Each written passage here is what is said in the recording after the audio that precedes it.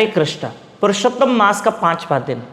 आप सब जानते हैं कि अधिक मास चल रहा है और इस वक्त हम भगवान के नाम की महिमा सुन रहे हैं, भागवत महापुराण की महिमा सुन रहे हैं।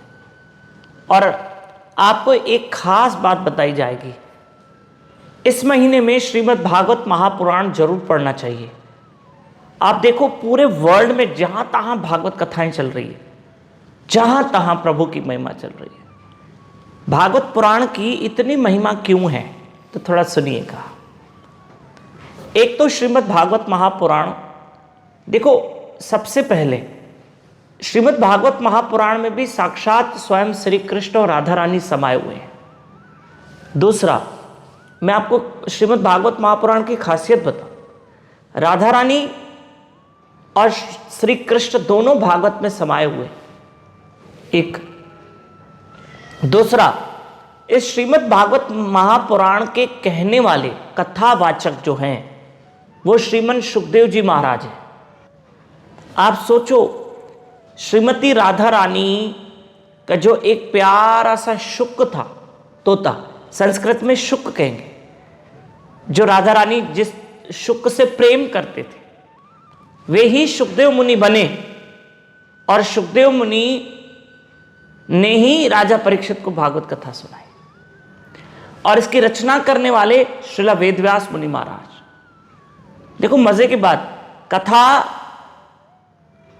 की रचना करने वाले, श्रीमद् भागवत महापुराण की रचना करने वाले श्रीला वेदव्यास मुनि महाराज और कथा का वाचन करने वाले श्रीला सुखदेव गोस्वामी महाराज, जो राधा रानी के शुक हैं। शुक मतलब तोता, जो राधा रानी के शुक हैं। देखो ये है श्रीमद् भागवत महापुराण की खासियत। आगे बताओ, श्रीमद् भागवत महापुराण जो सरस्वती नदी के तट पर उसकी रचना की वेदव्यास मुनि महाराज ने, और सुखदेव गोस्वामी महाराज जी ने गंगा के तट पर इस कथा का वाचन किया। और भागवत महापुराण में यमुना नदी के किनारे पे भगवान ने लीलाएं की है, उसका वर्णन है। तो यमुना महारानी का भी उल्लेख है।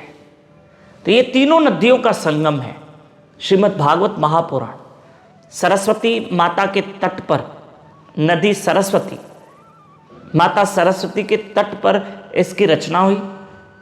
और श्रीमद सुखदेव महाराज जी ने इसका वाचन गंगा नदी के तट पे किया। और इसमें यमुना नदी भी बह रही है, क्योंकि यमुना नदी पे ही तो कृष्ण ने लीलाएं की और कृष्ण लीलाओं का वर्णन भागवत में है।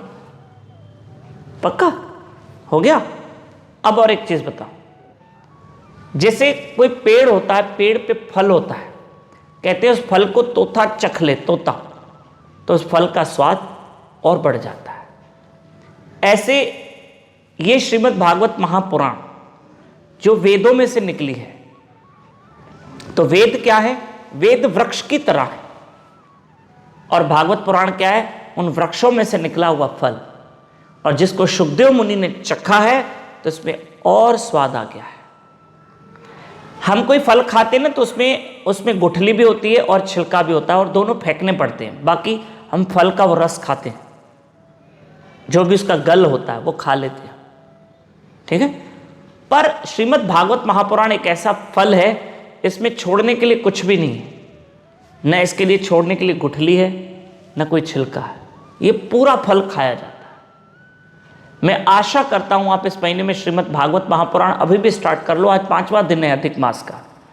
और हमारी श्रीमद् भागवत कथा सूरत शहर में चल रही है शाम को 6 बजे, साईं टेऊराम आश्रम, रामनगर, सूरत। 20 जुलाई से 26 जुलाई तक। और आप खूब नाम स्मरण कीजिए और भागवत कथा पढ़िए। मैंने आज आपको भागवत की महिमा बताई। और खूब मेरे ठाकुरों का भजन करो। इस महीने में एक माला 100 मालाओं के बराबर है। और नए भक्त मेरे साथ व्हाट्सएप पे जुड़ेंगे 9284826810 पे। आप इस पर कॉल कीजिए, मैसेज कीजिए व्हाट्सएप पे, ये हमारा नंबर है।